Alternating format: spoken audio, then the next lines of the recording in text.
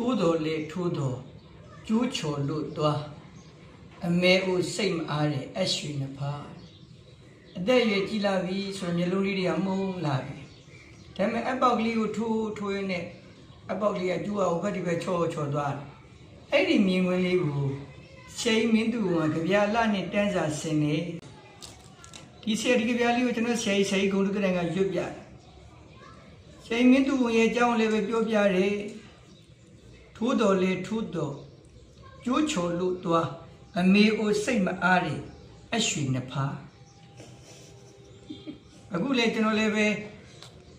အဲ့ဒီကြပြလေးရလို့အမဲအိုဖြစ်နေပြီလားတော့မသိပါဘူးဒါပေမဲ့ကျွန်တော်ဘာလုပ်လဲဆိုတော့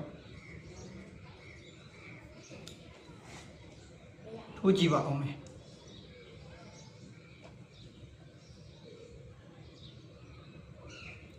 အပေါက်ကကိုကျင်းနေတဲ့တူတွေပဲကျွန်တော်ထင်တာလေအရှိကြီးတယ်အပေါက်ကကျင်းနေတယ်ထင်တယ်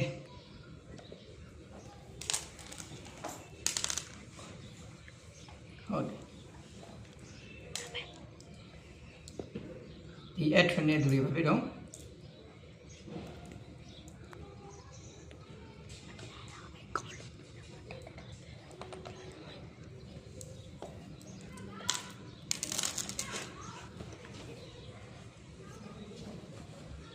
အခုတော့ဘာလို့လဲဆိုတော့ရတော့ပါပြီထိုးတော်လဲထိုးတော်ကျိုးချော်လို့တော့အမဲအိုစိတ်မအားတဲ့အရွှေနှစ်ဖားအခုတော့ဘာလို့လဲရတော့ပါပြီကြည့်ပြီးတော့ချစ်တယ်မှာတယ်ကျွန်တော်ဦးကျသူပါမြန်မာသားတင်ပါတယ်